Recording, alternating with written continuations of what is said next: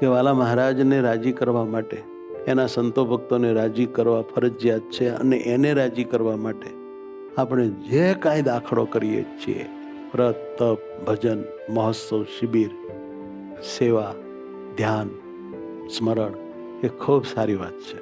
પરંતુ જો ભગવાનની સ્મૃતિ ન રહે, ભગવાનમાં પ્રેમથી આપણે ગળા ડૂબ ન રહીએ, તો ખાલી આ બધું કર્યાની કોઈ કિંમત નહીં. ભગવાનને પાયમાની ભળભળતી ભૂખ જાગે, ભગવાનમાં અતિશય પ્રેમ જાગે, ભગવાન સિવાયનું બધું નરહું લાગે અને અખંડ ભગવાનમય રહેવાય, એની જ કિંમત છે.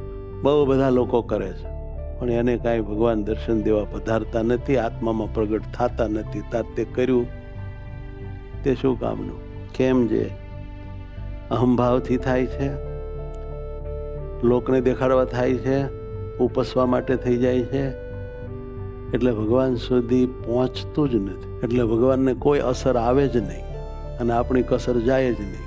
માટે ગમે એટલું કરીએ પણ હરિમાં જો ન ઠરીએ તો ભગવાન એને કાંઈ ગણતા જ નથી.